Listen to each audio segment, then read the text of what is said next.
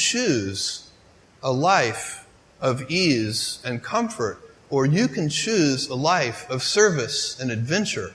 Which one of those, when you're 90 years old, are you going to be more proud of?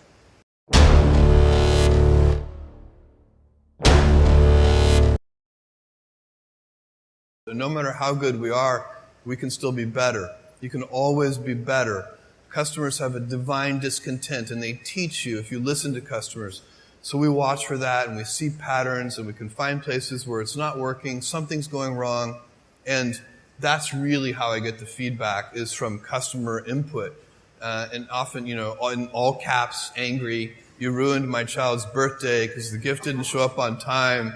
And we take that, and what you really want to do is you take that, it's an anecdote, it's a single example, but you need to find the root cause. What went wrong deep inside the system? How did this happen? Because then you can fix it for everyone so that particular problem will never happen again. You don't just fix the symptom, you have to fix the root cause. And that's been the secret to our operational success for 20 years. There are a lot of things that are a waste of time. When you think about your life, I often tell people that I work with, if you can get, because people have very high standards for how they want their work life to be, and I said, look, if you can get your work life to be where you enjoy half of it, that is amazing, because very few people ever achieve that. Because the truth is, everything comes with overhead. That's reality. Everything comes with pieces that you don't like. You could be a Supreme Court justice, and there's still going to be pieces of your job you don't like. You can be a university professor, and it's still going to be, you have to go to committee meetings, and you have to do every job comes with pieces you don't like. And we need to say, that's part of it. And not resent those pieces, or try not to. But also try to minimize them. I tell senior executives, you should have the least stress. There's this weird, I think, false idea that CEOs, I'm a CEO, there's this false idea that CEOs are under the most stress. Well, I look at that, I'm like, why? You're in charge. Why don't you delegate the stress? It's your choice.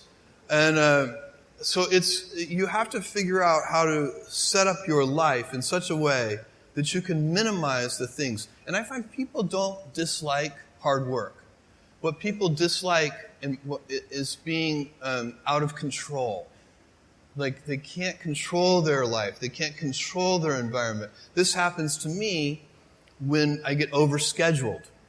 I hate being overscheduled. I want some time to be able to think and free myself. We all have the same amount of time in the world. Nobody has more time than anybody else. And when you become a very successful person, one of the things, you start to get overscheduled. You have this event. You had to agree to do this. And maybe last night you were like, why did I agree to do this? I have to go on stage tomorrow. I wish I were really with my family. And, or I hope maybe not this case. Let's say that you like this one. But in general, that kind of thing happens. And so you have to guard your time and try to stay a little bit flexible. So that's, for me, it's not a waste of time, but I like to have some freedom of movement rather than having every minute of every day scheduled.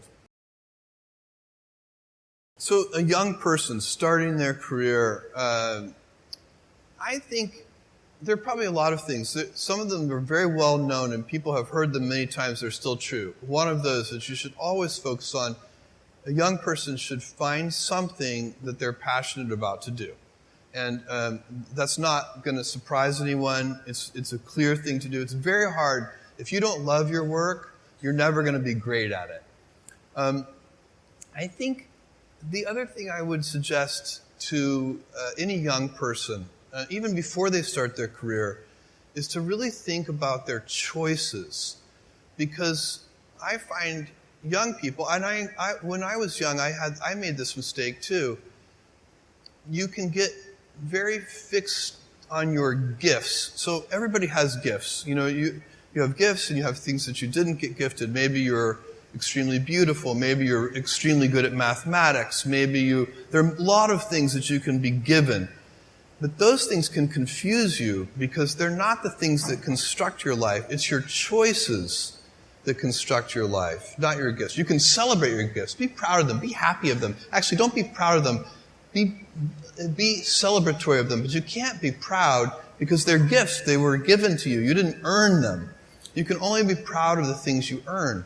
And so, as I got older, I started to realize I wasn't proud of my gifts. I was always good at school. School was always easy for me. And I was always proud that I was a great student. I got A's in all my classes. I was good at math, all of that. And I thought that's who I was.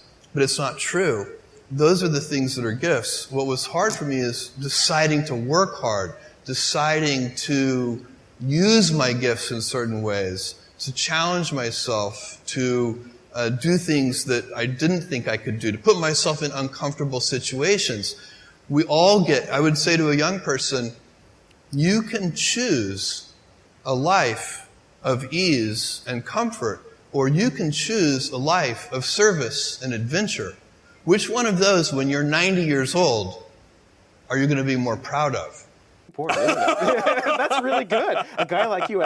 We only have a few principles at Amazon, kind of core values that we go back to over and over again. And if you looked at each of the things that we do, you would see those run straight through everything. So the first one, and by far the most important one, is customer obsession.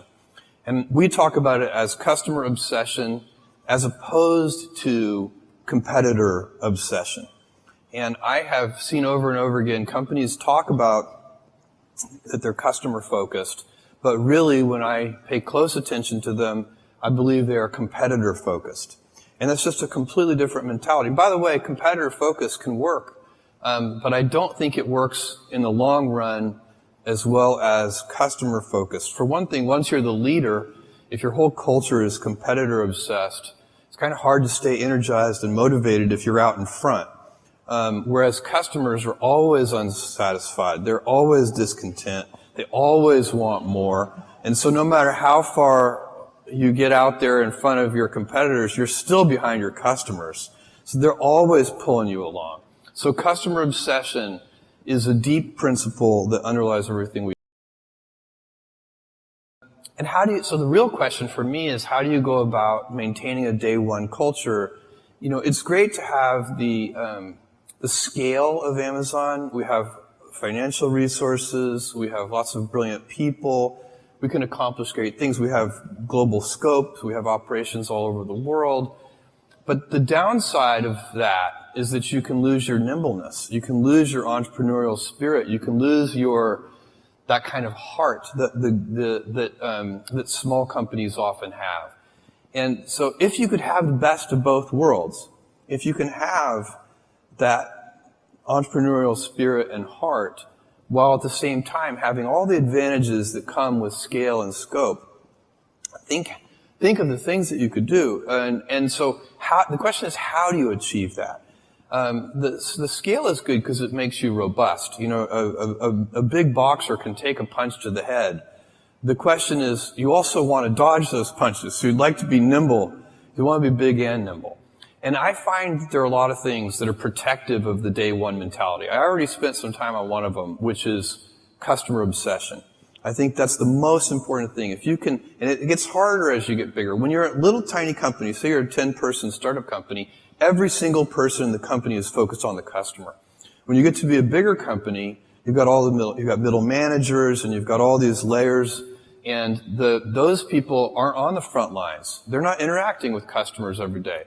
They're insulated from customers, and they start to manage not the customer happiness directly, but they start to manage through proxies like metrics and processes, and some of those things can become bureaucratic. So it's very challenging. But one of the things that happens is the decision-making velocity slows down. And I think one of the reasons that happens is that people, all, say, junior executives inside the big company, start to model all decisions as if they are heavyweight, irreversible, highly consequential decisions. And so even two-way doors, you make a decision, it's the wrong decision, you can just back through the door and try again. Even those reversible decisions start to be made with heavyweight processes. And so you can teach people that these pitfalls and traps, and then teach them to avoid those traps. And that's what we're trying to do at Amazon, so that we can maintain our inventiveness and our heart and our kind of small company spirit, even as we have the scale and scope of a larger company. If the stock is up 10% this month, don't feel 10% smarter, because when the stock is down 10% some month, you're going to have to feel 10% dumber, and it's not going to feel as good. And so it's, ownership is, we give most of our compensation, is done in terms of, stock compensation. And part and parcel with ownership is a mentality of long-term thinking. Owners think longer term than renters do.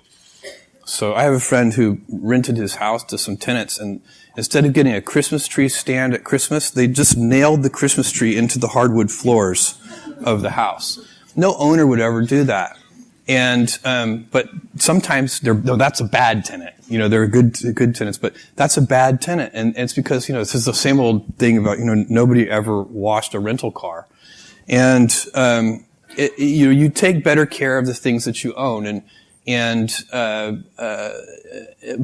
one of the responsibilities of ownership, and definitely deep inside the Amazon culture, is to think about the fundamentals of the business and not the daily fluctuations in the stock price. There's no information in it. What are you really focusing on? So, I'm focusing on those things that I think make Amazon unusual. Genuine customer obsession. So like every single thing you just mentioned, when our senior executives sit down and review those programs, they're looking for customer obsession. How is it? Second one that we're focused on is invention. We don't like to do Me Too offerings. We'll be inspired by something we see in the world. We're not hermetically sealed, but we want to put our own twist on it. We want to try to do something better for customers that's pioneering. So where is the invention? Why is this going to be better for customers than whatever is serving that need in the world today? And then a willingness to think long term. So I'm very focused on those things, and also the operational excellence, reducing defects at their root. Those are the things. That's the culture of Amazon. It's the habits that we have. Those are the things I'm focused on, and those are the things that all of our senior people are focused on.